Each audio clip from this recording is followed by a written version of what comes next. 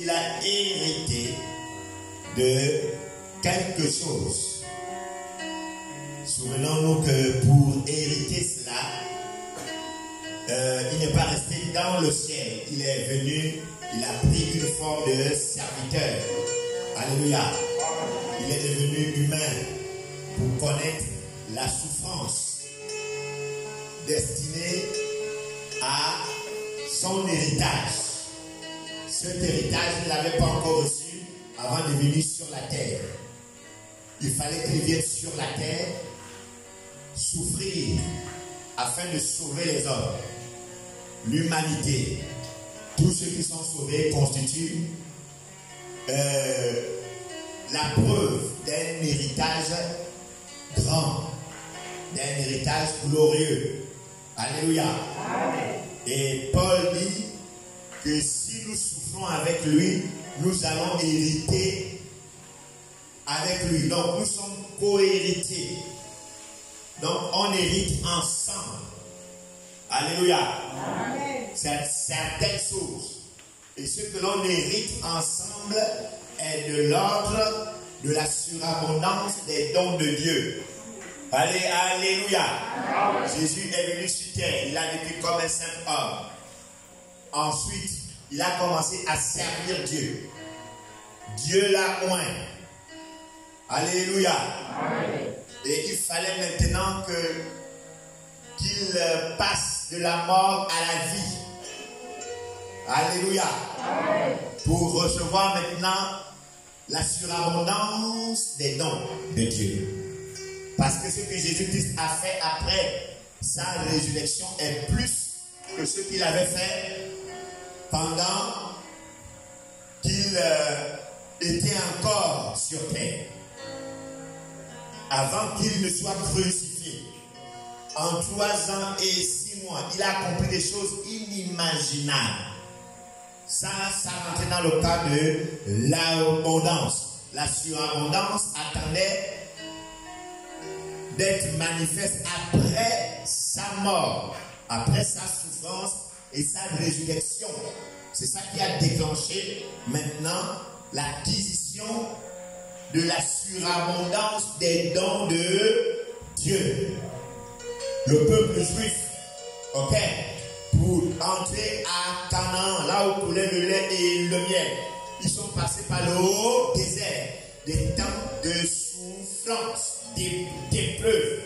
Beaucoup sont restés, 2 seulement sont entrés, les 2, Caleb et Josué, qui étaient du nombre de 2 millions que Moïse avait sortis d'Égypte. 2 seulement sont entrés. Amen. Amen. Ils ont traversé victorieusement le haut désert. Parce que, 1, ils sont restés attachés à la vision de Moïse. 2, cette vision les conduisait là où Abraham, Isaac et Jacob étaient enterrés. Alléluia. Amen. Les fondateurs de cette vision-là. Et 3, ils ont dû supporter leur... ils ont dû... ils ont servi Dieu dans leurs propres épreuves. Ils ont aussi servi Dieu en soutenant Moïse dans ses épreuves. Quand le peuple se levait contre Moïse, c'est Caleb et Josué qui étaient là pour protéger Moïse. Et ils ont hérité à Canaan la surabondance des dons de Dieu. Et Moïse avait promis la meilleure part à cet homme appelé Caleb. Caleb avait demandé d'aller à Hébron. Il voulait l'héritage d'Hébron. Pourquoi? Qu'est-ce qui était caché à Hébron? C'est là où étaient enterrés Abraham, Isaac et Jacob. Mais pour hériter ça, il a souffert en protégeant Moïse. Il avait beaucoup souffert. C'était un grand guerrier. Il était toujours 40 ans sans jamais abandonner Moïse, sans jamais critiquer Moïse. Josué aussi. Et ce sont eux. Amen. Amen. Qui sont rentrés à Canaan. Alléluia. Amen. béni soit quiconque te bénira. Ils ont tellement béni en soutenant l'homme de Dieu qui sont entrés à Canaan. Et Jésus a dit, vous êtes ceux qui ont persévéré avec moi dans mes épreuves. Ils avaient leurs épreuves. Eux-mêmes, Pierre, Jacques, Jean et tout ça. Ils ont servi Dieu fidèlement auprès de Jésus. Malgré le fait qu'ils étaient eux-mêmes éprouvés. Ils ont connu plusieurs épreuves. Mais ils sont restés attachés à la vision. Et à l'homme de Dieu. Maintenant, quand Jésus-Christ est passé par ses propres épreuves, ils étaient là. Il y a un, celui-là qui l'a abandonné. Alors, il s'est fermé à la surabondance qui les attendait. Alléluia. Amen. Mais Pierre, Jacques, Jean et les autres sont restés fidèles. La surabondance des dons de Dieu n'est pas quelque chose que Dieu répand sur un novice en Christ, sur quelqu'un qui n'a pas l'expérience de persévérance. La Bible dit que c'est celui qui va persévérer jusqu'à la fin. Alléluia. Amen. Et la Bible dit, il sera sauvé.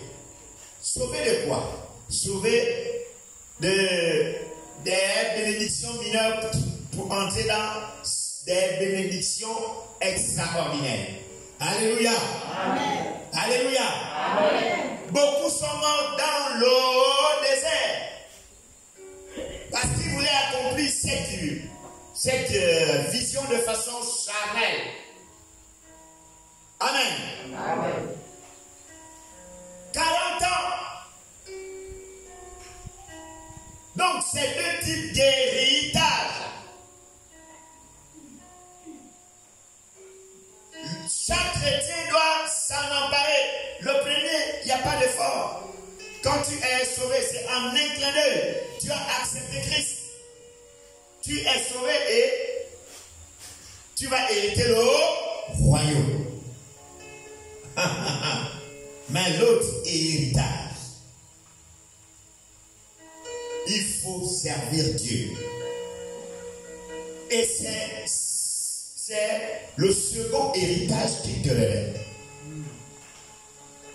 Alléluia. Amen. Dieu ne révèle pas ceux qui ne souffrent pas pour son œuvre à long terme. Amen. Amen. Le fait que vous guérissez beaucoup de malades n'est pas forcément une révélation de Dieu. Parce que plusieurs vont dire, n'ai-je pas fait beaucoup de miracles? Mais il va leur dire, retirez-vous de moi. Parce qu'ils ont voulu servir Dieu dans un registre hors de la volonté de Dieu, hors de la vision de Dieu. Dans un registre concurrentiel. Alléluia. Amen. Non, on ne sert pas Dieu pour faire une concurrence avec les autres. On ne sert pas Dieu pour montrer aux autres que. On ne fait pas beaucoup de miracles pour dire que je suis le pasteur le plus puissant de cette nation. Si Dieu décide que c'est par toi qui doit faire les plus grands miracles, moi je dois acclamer et t'encourager dans ça. Amen. Alléluia. Amen. Parce que tu es dans la volonté de Dieu. Amen. Amen. Ce n'est pas une question de concurrence. C'est une question de faire la volonté de Dieu. Être dans la vision et servir avec patience. La persévérance. Ils ont persévéré. Alléluia. Amen. La Bible dit que nous devons imiter ceux qui, par la foi et la persévérance, ont obtenu les promesses. Et si on les imite, premièrement, on verra qu'ils étaient attachés à une vision. N'est-ce pas, non? Et la plupart d'entre eux, ce n'était pas leur vision, c'était la vision de l'homme de Dieu. David est devenu une légende dans une vision qu'il n'avait pas créée. Amen. Amen. Ce n'était pas sa vision, il a été choisi. Amen. Amen. Ce n'était pas son royaume choisi. Donc quand on t'a choisi pour te donner une responsabilité, mets-y du cœur. Mets-y de la foi et de la persévérance. Fonce. C'est comme ça que tu deviendras une légende. Alléluia. Aaron est devenu une légende, non parce qu'il avait une vision personnelle, mais parce qu'il est resté attaché à la vision de son leader. Il s'y est accroché. Il a foncé, il a souffert avec lui. Alléluia. Il a souffert. Il a persévéré. Ne vous mettez jamais en marge de la vision. Quel que soit ce que vous pouvez vivre, quel que soit ce que vous pouvez connaître, quel que soit le découragement qui peut venir, parce que l'ennemi fera toujours tout pour te décourager. Il n'y a pas un chrétien qui va laisser évoluer comme il faut sans chercher à le décourager. Ça n'existe pas. Dès que vous démarrez et que votre évolution commence à louir dans une certaine gloire, alors vous allez réveiller Satan pour vous combattre. Beaucoup de personnes qui vont vous jalouser. Alléluia. Qui vont mettre les bâtons dans les roues. Et c'est là où la Bible dit fais du bien à celui qui te fait du mal. Alléluia. Prie pour celui qui te persécute. Alléluia. Parce que c'est ça que le Fils fait. Mais l'enfant fait le contraire. Amen. Alors si nous souffrons avec Christ, nous allons hériter avec lui. Nous sommes co-héritiers. Il a été habitué à la souffrance, homme de douleur. Amen. Si on l'a accusé, on pourra t'accuser. Alors ne te décourage pas. Car l'ennemi rôde, le diable rôde comme un lion rugissant, cherchant qui il dévorera. Il cherche. Est-ce que c'est d'elle, Marie, Laetitia, Pierre d'elle? Est-ce que c'est... Bon, je ne vais pas citer tous les noms maintenant. Mais il te cherche. Mais il ne peut pas te dévorer parce que ta consécration qui fait de toi un fils ne permet pas à Dieu de le laisser te dévorer. Amen. Alléluia. Amen. Il faut que Dieu dise tous-le comme il a fait avec Job. Certains même allaient demander la permission à Job. Non, à Dieu. N'est-ce pas? Job était béni, non? Il avait un héritage, non? Mais cet héritage-là était d'autres mineurs par rapport à ce qu'il attendait après la souffrance, l'épreuve. Alléluia. Il fallait qu'il passe par l'épreuve. Que sa vie soit menacée comme jamais pour entrer dans une dimension de grâce qu'il n'avait jamais connue. Alléluia. Dans cette souffrance, il n'a pas abandonné Dieu. Il a pleuré, il a prié, il a souffert longtemps. Mais après, Dieu est venu ouvrir les vannes du ciel pour qu'il entre dans les mystères du lait et du miel qu'il attendait. Donc il y a toujours deux types d'héritage. Je touche un peu un personnage à un autre pour vous montrer que chacun d'eux a eu un héritage à deux dimensions. Alléluia. Amen. Et la deuxième dimension, on doit vivre ça de notre vivant. Alléluia. De notre vivant.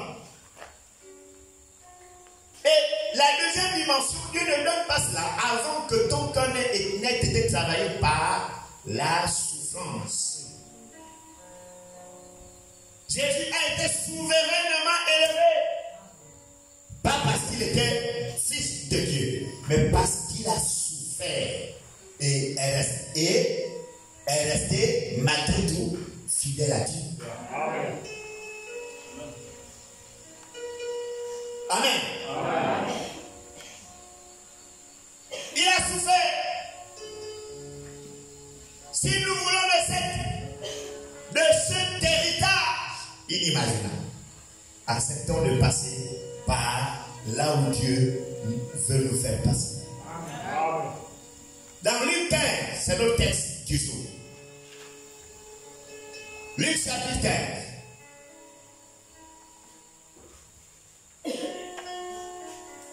On va lire.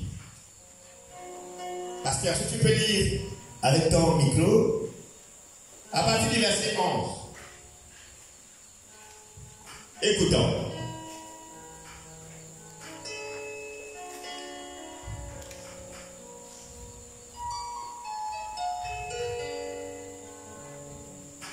Luc chapitre 15.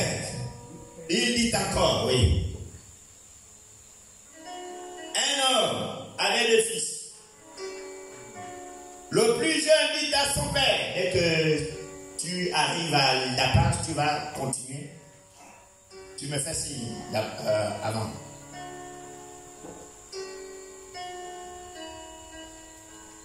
Luc 15, 11. Puis, sa version s'émerveilla. Oui, vas-y. Puis il poursuivit. Un homme avait deux fils.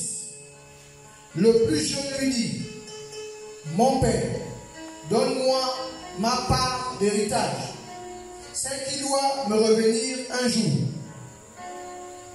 Et le père fit le partage de ses biens entre ses fils. Au verset 13, quelques jours plus tard, le cadet vendit tout ce qu'il avait reçu et s'en alla dans un pays lointain. Là, il gaspilla sa fortune en menant grande vie. Quand il eut tout dépensé, une grande famine survint dans ce pays-là et il commença à manquer du nécessaire. Verset 15. Alors il alla se faire embaucher par l'un des propriétaires de la contrée. Celui-ci l'envoya dans les champs garder les porcs. Le jeune homme aurait bien voulu apaiser sa faim avec des caroubes qui mangeaient les bêtes, mais personne ne lui en donnait.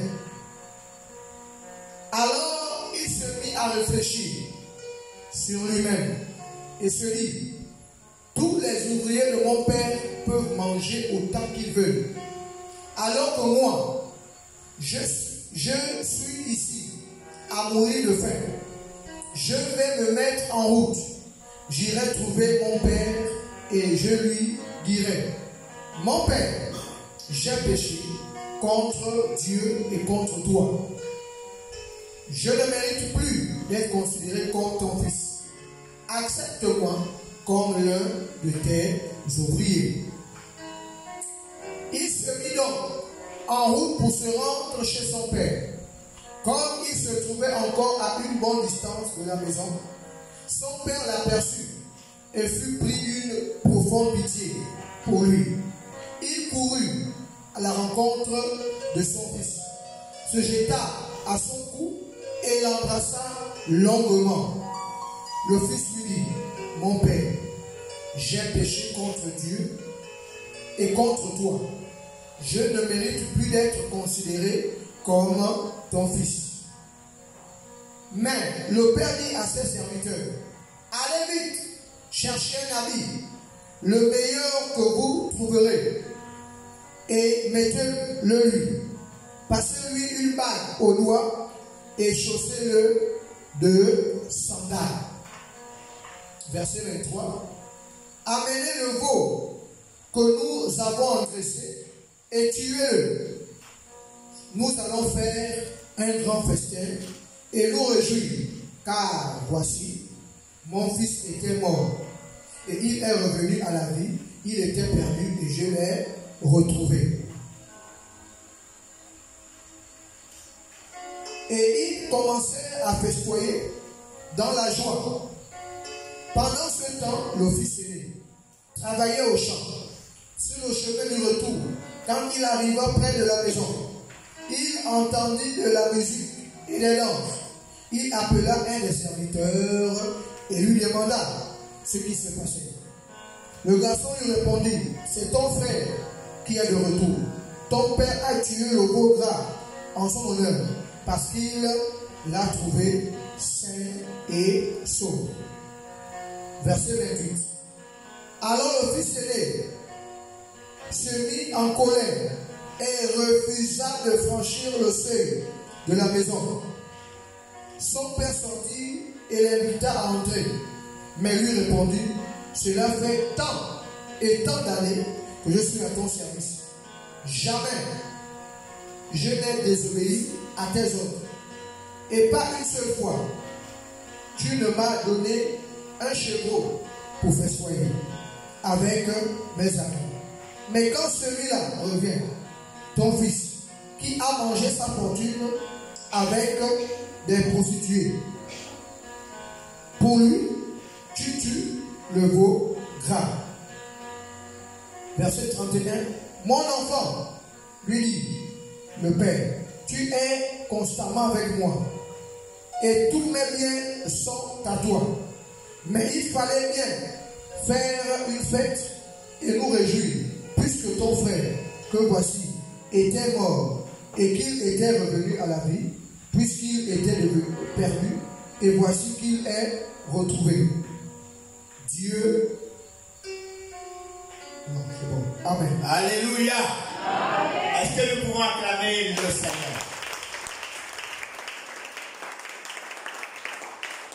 Le plus jeune va voir son père avec beaucoup de zèle. Père, donne-moi la part de mon héritage. Alléluia.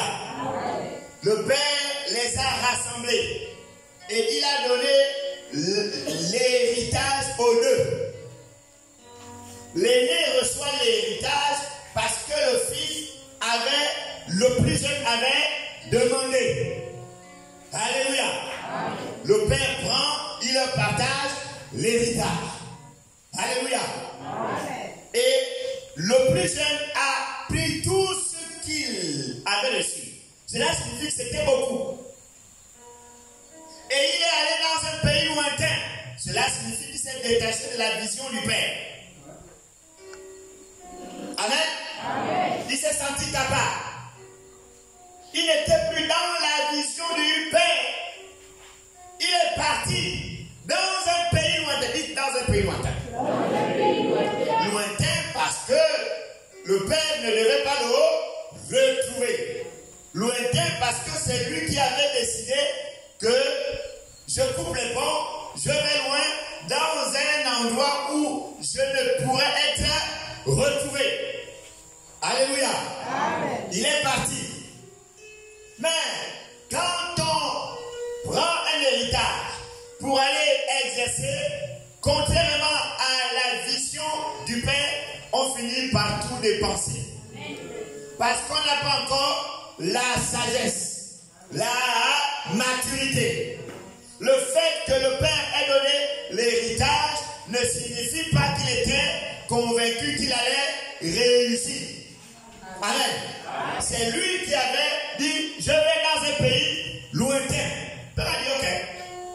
Chacun doit devenir ce qu'il deviendra à partir de ses propres choix, à partir de ses propres décisions.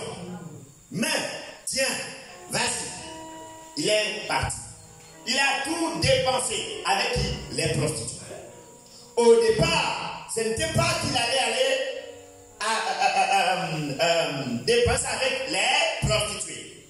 Ce n'était pas en lui. Mais il arrive que sur le champ missionnaire que la personne a créé sans la vision du Père, on finit par adopter d'autres idées. Amen.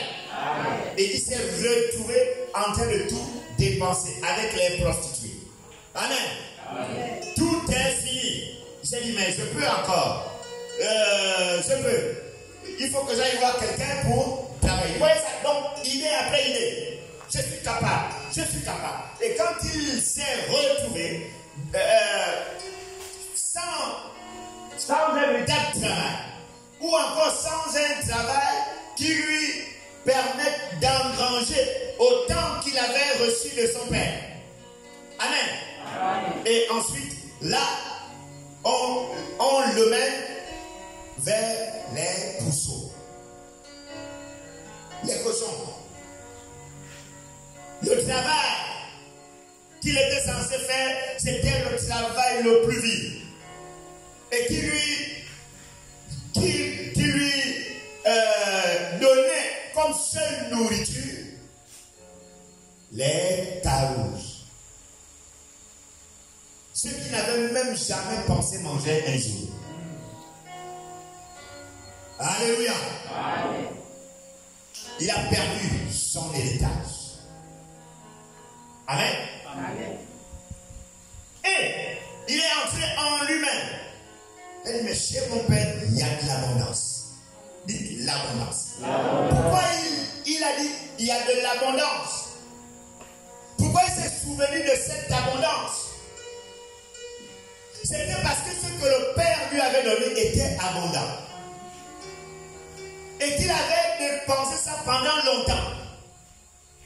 Amen. Amen. Ce n'était pas un héritage mineur. Mais aux yeux du Père, c'était mineur. Amen. Amen. Et il avait aussi donné l'héritage au frère aîné. L'autre, revenant, il finit par recevoir ce qu'il n'avait jamais prévu. L'anneau, une fête en son honneur, le veau blanc. Amen. Dans sa tête, comme dans la tête de son frère aîné, jamais une fête n'avait été célébrée en leur honneur. Alléluia. Amen. Il revient, une fête est célébrée. Waouh. On lui met une bague. L'anneau d'alliance. Waouh. Comme pour dire, tu es toujours fils. Alléluia. Amen. Et quand le fils aîné entend le bruit, il dit, mais qu'est-ce qui se passe? Non. Pendant que tu étais dans les champs, il y a ton frère qui est revenu. Alléluia. Amen. Et ton père a organisé une fête. Le père, qu'est-ce qu'il a dit? Donnez-lui la meilleure robe. Une robe qu'il n'avait jamais mise. Qu'il n'avait jamais portée. Le Père a toujours en réserve ce que vous ne pensez pas. Alléluia. Amen. Ce que les fils et les filles ne peuvent imaginer. Parce qu'ils travaillent sans arrêt pour transmettre au temps convenable ce qui est meilleur. Acclamons le Seigneur.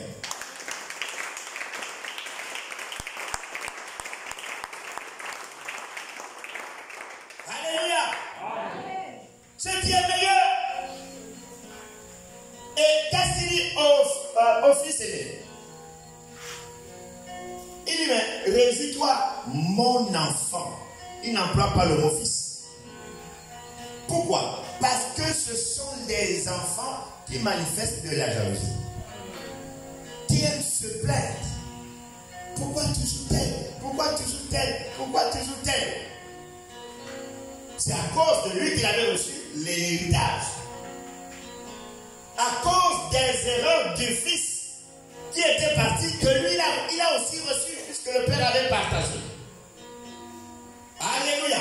Amen. Et quand le fils, son frère revient, il se plaint encore. Mais regardez, quand un père a fait toutes ses classes, il sait avoir le comportement envers celui qui est revenu comme envers celui qui se plaint. Il fâche pas envers contre celui qui a dilapidé. Mais il ne se fâche non plus contre le fils qui se met en colère. Amen. Amen. La maturité d'un père qui a fait toutes ses classes. Et il révèle à chacun.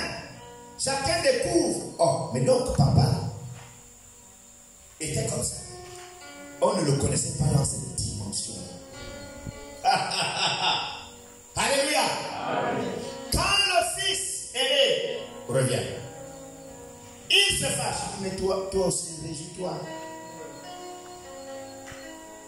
Il dit, mais moi, tu n'as jamais fait une fête. Lui, quand il revient, le veau que je voyais que tu engraissais là. Donc c'était pour lui. Et moi, tu ne m'as jamais donné un chevreau. Et c'est là qu'il se surprend d'entendre le père dire, mon fils, tu as toujours été avec moi. Tout ce que j'ai est à toi. Acclamons le Seigneur.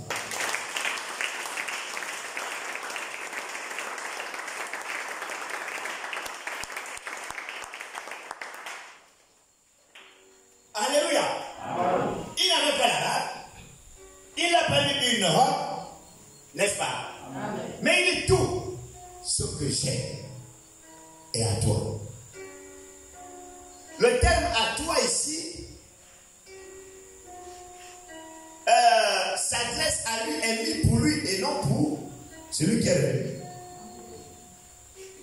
Parce que la justice voudrait que, oui, qu'il donne la première robe à celui qui est revenu, oui,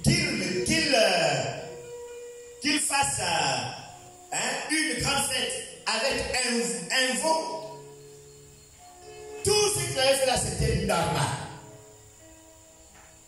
Mais tout ce qu'il avait était à celui qui est resté fidèle.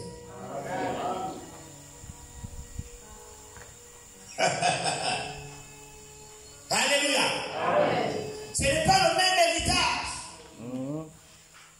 Tu t'es repenti, certes, mais l'autre travaillait toujours dans les champs. L'autre n'a pas dilapidé son héritage. N'est-ce pas, non? Amen. Son héritage a toujours été là. L'autre n'est pas allé après les prostituées. Amen. Amen. L'autre n'est pas allé dans un pays lointain. Il a toujours été dans la vision. Amen. Alléluia. Amen. Il mérite tout ce que le Père a. Tout ce que Abraham, Isaac et Jacob avaient à la terre promise. Caleb méritait ça. Josué méritait l'héritage du leadership. Amen. Alléluia. Amen. Parce que c'est lui qui avait remplacé Moïse. Mais l'héritage, là où était enterré Abraham, Isaac et Jacob, était pour Caleb. Et Caleb, oh, quelle est la signification? Caleb est quelqu'un qui avait tellement soutenu Moïse toute la vie, toujours avec lui, toujours défendant Moïse toute la vie. Alléluia. Amen. Fils prodigue est revenu. Il a demandé pardon.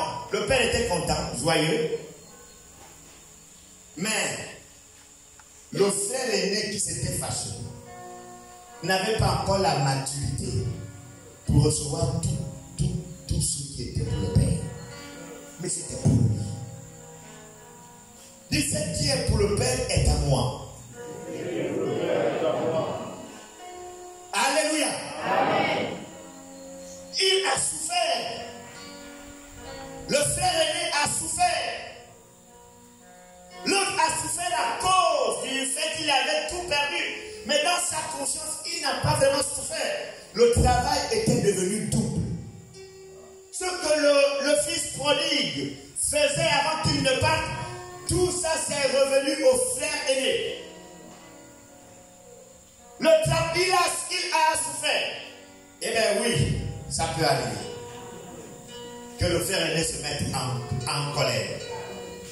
Parce que le travail s'est multiplié. Et cette multiplication du travail, le père avait un secret en lui. C'est pour lui. Tout ce que j'ai en deux têtes, ne t'inquiète. Tout est écrit dans le testament. Alléluia. Amen. Comme pour dire non, ne te mets pas en colère. Mon fils, si tu pouvais savoir ce qui est caché dans mon cœur. En fait, je te révèle une partie. Tout ce que j'ai est pour toi. Alléluia. Amen. Un père qui a fait toutes ces classes ne révèle jamais les choses avant le temps de Dieu. Canaan,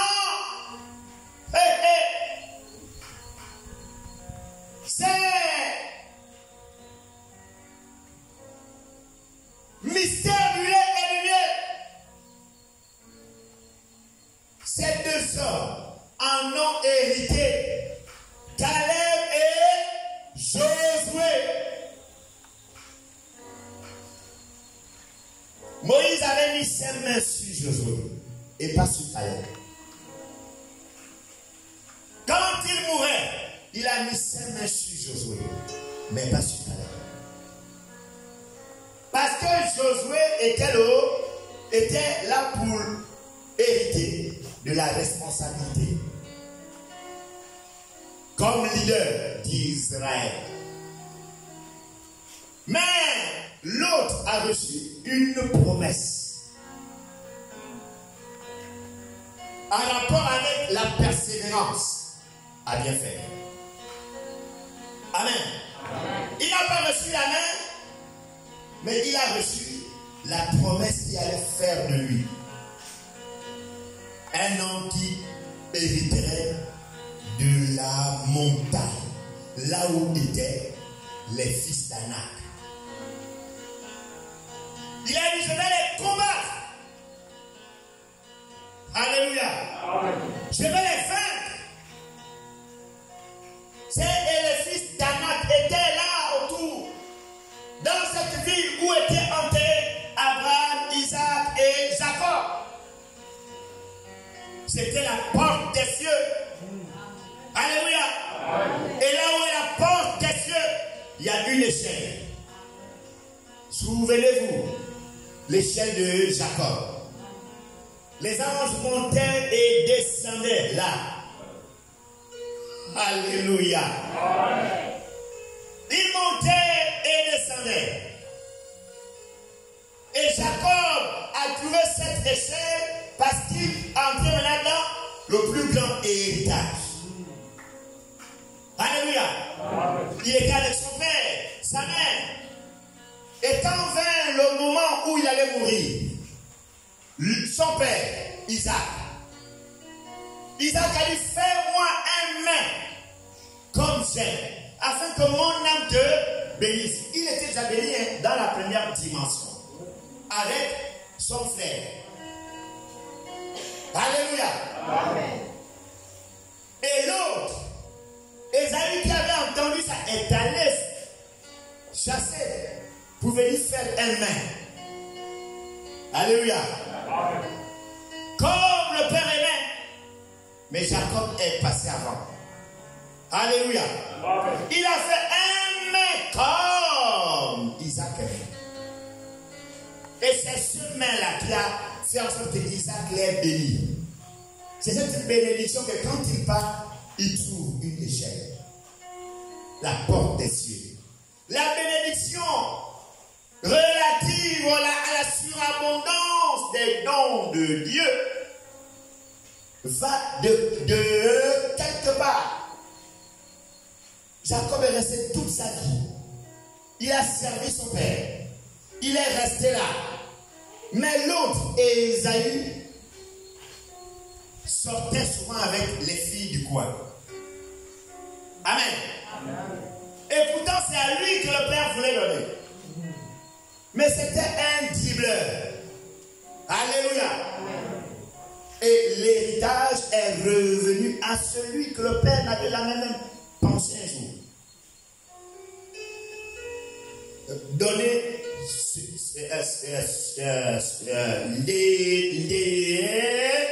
l'héritage.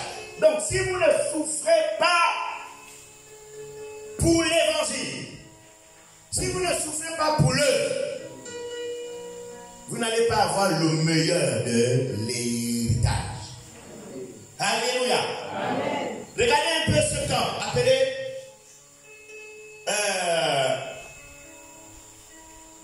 Ésaïe. L'héritage prophétique lui a d'abord été donné dans sa première dimension. Et c'est en Ésaïe, je crois, 5 ou 6, que Dieu vient pour se révéler à lui d'une nouvelle manière. C'est deux types de révélations différentes. La première a fait de lui un prophète de dimension mineure. Il prophétisait, mais il avait encore des lèvres impures. Alléluia. Amen. Et il habitait au milieu d'un peuple qui avait aussi des lèvres impures. Donc il ne pouvait pas délivrer ce peuple puisque lui-même était épris de ces lèvres impures. Amen. Amen. Et dans la deuxième dimension, quand cette impureté-là est confessée et disparaît à partir de l'action des anges qu'il avait vus, et c'est là où Dieu vient lui donner une révélation d'une dimension exceptionnelle. Il voit Dieu. Ça a été la plus grande vision d'Ésaïe. Voir Dieu, c'est autre chose. Amen. Amen. Alléluia. Amen. Donc, et là, il est rentré dans une autre dimension prophétique. Mais comment était-il entré? Que s'était-il passé? Un jour avant, une semaine avant, avait-il fait un travail? Certainement. Mais il est arrivé à un niveau où, en fait, il ne lui manquait qu'une seule chose, les lèvres impures. Alléluia. Amen. Un travail qui devait transformer sa nature de manière à ce qu'il l'aide, qu'il serve Dieu dans une dimension qui apporterait autre chose. Alléluia. Amen. Alléluia. Amen. Donc ces deux fils, tous ne connaissaient pas que le Père avait en réserve beaucoup d'autres choses. Aucun. Mais à chaque fois, le fils aîné recevait la révélation à partir d'une action posée par le plus jeune. Il se révèle, il part avec une part de l'héritage qu'il perd. Quand il revient, il y a une fête faite à cause de lui. Donc s'il n'y aurait pas eu cette fête-là, s'il ne serait pas revenu, amen, le fils aîné n'allait pas entendre le père lui dire tout ce que j'ai, c'est à toi. Alléluia. Amen. Tout ce que j'ai, c'est pour toi. Alors j'ai une prière à faire. J'ai un engagement à prendre pour changer le cours de ma destinée. Chacun d'entre nous a besoin d'une telle détermination pour que votre vie connaisse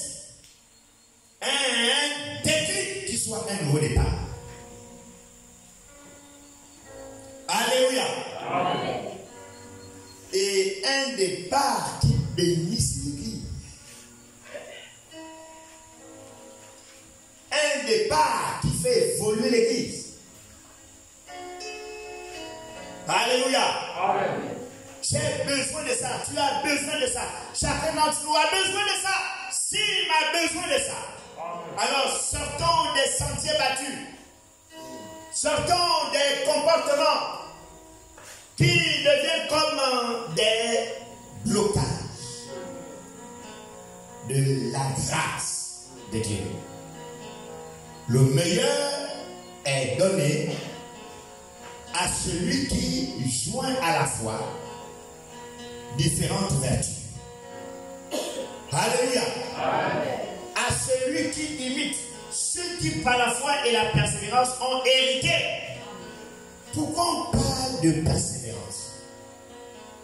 C'est parce que humainement parlant, ce n'est pas facile. Le terme persévérance intervient lorsque tu te rends compte que là c'est compliqué, là c'est difficile. Quand il y a un questionnement qui vient pour te freiner, alors Dieu voudrait que tu te joignes à ce que la Bible dit au sujet de la persévérance. Alléluia. Amen. Amen. Amen. À celui qui va persévérer jusqu'à la fin, voici ce que je vais faire. À celui qui va vaincre, voici ce que je vais faire. Lisez dans Apocalypse. À celui qui vaincra, je lui donnerai la main cachée. N'est-ce pas? Amen. À celui qui vaincra, je lui donnerai l'arbre de vie. À celui qui vaincra, je lui donnerai. Dans Apocalypse 2, 3, lorsque Dieu envoie différents messages aux 7 églises, il y a toujours ça. À celui qui vaincra. Mais donc il y a quelque chose à vaincre. Alléluia. Amen. Pour recevoir un héritage meilleur. Alléluia. Amen. En fait, un héritage qui n'a d'autre connotation que le mien. C'est-à-dire que quand on voit ça, dis non. C'est un miracle. Non, est-ce que c'est vrai? Ce n'est pas possible. Alléluia. Amen. C'est un héritage qui fait rêver. Alléluia. Amen. Un héritage. Voyez, quand on parle d'un trésor, ok? Un trésor est censé n'est pas fini. Amen. Amen. Et il dit, amassez-vous des trésors. Alléluia. Amen. Il ne te demande pas d'amasser un trésor, mais il te demande d'amasser des trésors. Alléluia. Amen. C'est Jésus qui a dit ça. Amassez-vous des trésors dans le ciel, là où la terre et la rouille ne détruisent pas. Cela signifie que si tu amasses des trésors dans le ciel, elles resteront à toi pour toujours sans que tu ne les perdes. Parce que la terre et la rouille ne peuvent pas détruire ce qui t'a été donné du ciel. Amen. Les voleurs ne pèsent pas là-bas. C'est sur la terre qu'ils pèsent. Sois milliardaire, tu peux toujours perdre parce que les hommes qui sont donnés pour profession voleur peuvent te ravir ça. Mais quand il dit amassez des trésors dans le ciel, là où la terre et la rouille ne détruisent pas, là où ils ne peuvent détruire, là où les voleurs ne peuvent percer, ne peuvent arriver. Donc c'est des choses, quand tu les as acquises, c'est pour toujours. ce qu'on acquiert par la souffrance que l'on éprouve en faisant évoluer l'Église demeure. Alléluia. Amen. Ça demeure pour toujours. Alléluia. Amen. Il a dit que c'est la bénédiction de Dieu qui enrichit et elle ne se fait suivre d'aucun chagrin.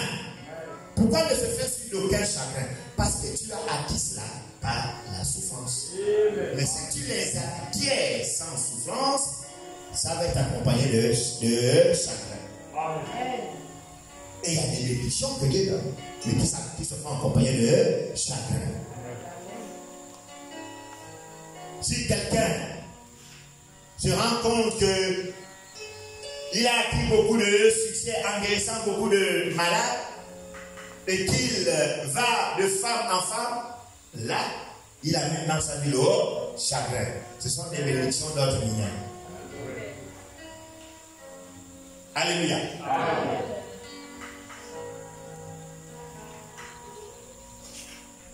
Il n'y a que toi qui peux se décider. Alors tu peux fermer tes yeux et tu prends une décision. Veux-tu servir Dieu? Oui. Si oui, alors prends un engagement. Décide de servir Dieu dans l'église en fonction de ce que tu reçois comme enseignement et les pensées qui viennent, le questionnement qui vient dans ton cœur au sujet de ce que tu es censé faire pour faire évoluer l'église. Et là, tu t'inscris dans un tel régime jusqu'à porter du fruit. Porter du fruit. Porter du fruit. Élève ta voix et prie.